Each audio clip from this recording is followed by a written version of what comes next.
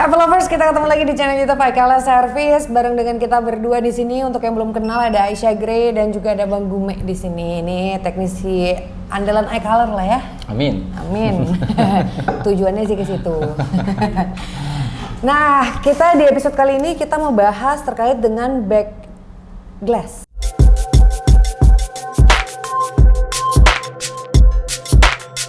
Nah, back glass sendiri itu apa sih? Back glass itu apa ya? Cover lah jatuhnya ya. Cover? Cover belakang, ya belakangnya iPhone lah. iPhone, tapi nggak semua iPhone dong? Enggak sih, cuma dari 10 aja sih. Dari 10 ke atas itu sebutannya back glass. Back glass. Nah, ini 8 plus deh. 8 plus ya? 8 plus ya. Dari 8 plus ke atas sebutannya udah back glass. Back glass. Karena Ya, udah pakai kaca gitu ya. Gitu. Nah, biasanya nih alasan orang buat ganti back glass apa nih? Ya pecah ya kan, terus mungkin juga agak sedikit apa jamur ya, ada jamurnya. Berjamur? Iya dong, ada Kok jamurnya. bisa? Nah itu dia, saya juga nggak ngerti itu bisa ada jamurnya, tapi Nah, itu rata-rata biasanya sih di iPhone berapa nih? iPhone 8 paling, iPhone sama 8 plus ya. Jatuhnya itu jamur di dalam ya, bukan dari luar ya. Itu kan kaca jatuhnya ya. Ya paling di situ sih banyak. Kalau udah jamur gitu jadi minta diganti, mungkin dia mau dijual lagi supaya bagus gitu ya. Ya, tapi tergantung orangnya sih. Kalau orangnya mungkin Cuek. perfeksionis ya, pecah dikit aja pengen ganti ya kan. Terus jamur dikit pengen ganti ya. Padahal selama masih sebenarnya sih menurut saya sih nggak terlalu ngaruh ya. Yang namanya juga belakang gitu loh, ini bisa ditutup kayak begini ya kan. Cuman Kalau ya, aku sih biasanya kalau casingnya jelek aku ganti iPhone ya. Oke, tapi kalau kita ngomongin ganti back glass gitu ya, itu tuh sebenarnya cepat nggak sih proses, kan cuman ganti back glass gitu loh? tergantung juga sih. Jadi tergantungnya gini, apakah handphone itu apa namanya semacam hancurnya itu kan bener-bener pecah 1000 ya kan, seperti kayak lagu lah ya kan, atau enggak dia cuman retak-retak doang kan. Karena penggantian back glass itu ada beberapa, seperti ya ada yang secara manual ya kan, sama ada yang menggunakan laser ya kan. Tapi walaupun menggunakan laser, tetap kita harus membuka si mesin ataupun si bagian fleksibel, karena kan si back glass ini ya kan menutup bagian belakang, tapi nggak menutup untuk semua. Jadi kalau kita buka back glass, ini bagian ada antena ya kan, itu terbuka di belakang back glass banget. Walaupun ibaratnya dia laser nih, tetap dia bakalan kena. Pernah sekali itu bagian apa ya, fleksibelnya itu kena laser, jadi mengakibatkan handphone itu restart. Ya itulah yang bikin lamanya, itu adalah kita harus membuka semua fleksibel mesin ya kan. Nah, seperti itu sebenarnya sih yang bikin lamanya itu. Terus terus pemasangan back glass juga kan harus bener-bener rata ya kan, karena kaca ada bengkok sedikit kita tekan bisa pecah. Nah di situ sebenarnya yang bikin lamanya ya. Nggak seperti yang ada di mungkin di YouTube bilang, wah kok cepet banget, ya beda lah ya kan, seperti itu. Ya tapi emang berarti kalau kita ngeliat prosesnya itu kan emang nggak sebentar gitu ya, karena emang ada beberapa tahapan yang harus dilalui gitu, kayak misalkan bersihin kaca pecahnya dulu gitu kan. Habis itu juga ada beberapa kabel fleksibel yang harus di make sure supaya tidak terdampak dari penggantian yang baru. Belum lagi nanti masang kacanya juga lama gitu kan. Iya, harus bener-bener rata banget, karena kan ada sedikit lem yang tersisa pun itu nggak bisa rata, apalagi kalau mesinnya agak sedikit apa ya, mesinnya si housingnya agak sedikit bengkok. Terus kan di dalamnya juga emang ada kaleng-kaleng buat pengunci ya.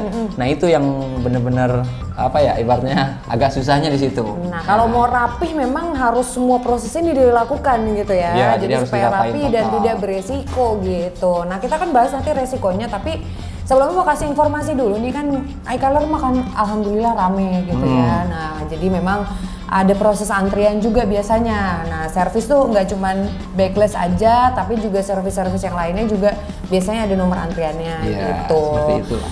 Ya alhamdulillah sih banyak yang percaya ya sama iColor, cuman ya sabar-sabar aja kalau misalkan kalian mau ganti back glass gitu, nggak bisa minta ditunggu langsung jadi gitu ya.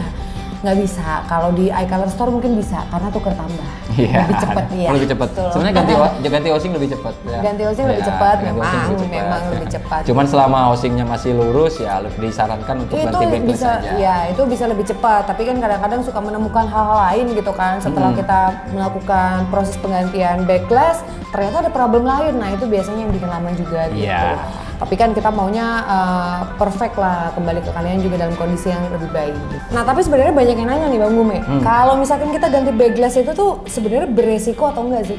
Beresiko itu tergantung dari kondisi si handphonenya itu ya. Kadang ibaratnya kalau dia bekas jatuh ataupun ada yang katanya kelindes tapi masih normal ya kan, ya kan. Ada juga yang mungkin jatuh dari meja doang ya kan. Tapi kan kita kan bisa ngeliat bahwa handphone itu kalau seri 10 ke atas itu adalah mode sandwich gitu loh, ya kan. Mesinnya. Nah, jadi takutnya emang dari awalnya udah begitu, pas kita ganti backlist ya kan, malah jadi ibaratnya ya emang udah dari awalnya restart ya kan. Terus ada lagi masalahnya seperti fleksibel ya kan, ya, ibaratnya emang dari awalnya udah nggak fungsi atau pas kita udah buka ya kan, jadi ibaratnya nggak fungsi ataupun jadi restart bisa juga dari situ. Sebenarnya resiko atau enggaknya tergantung dari si handphone itu datang ke toko seperti itu. Tapi kalau kita standarnya itu adalah saat penggantian backlist kita harus membongkar dulu dari segi pertama mesin, kedua adalah baterai, ketiga adalah fleksibel, kamera pun kita harus lepas semua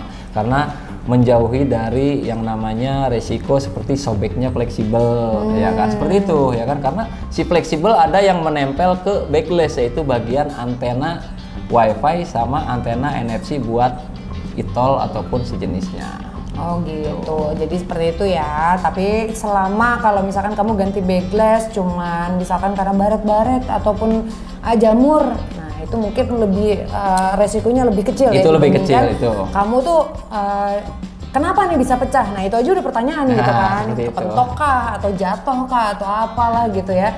Nah itu aja udah bisa memberikan resiko kerusakan pada iPhone kalian gitu. Apalagi kalau misalkan seri iPhone kalian tuh 10 ke atas, itu lebih riskan lagi untuk rusak karena memang model dari engine-nya tuh juga udah engine sandwich, artinya engine-nya tuh numpuk gini, jadi ketika kena benturan itu mungkin aja terjadi bad connect lah ya istilahnya gitu. Apalagi harus perhatiin sih emang fleksibel ya kan, karena untuk iPhone 10 ke atas itu udah dibaca semua sama CPU. Contohnya mic-nya udah nggak agak sobek dikit ataupun agak kena benturan itu restart ya bisa.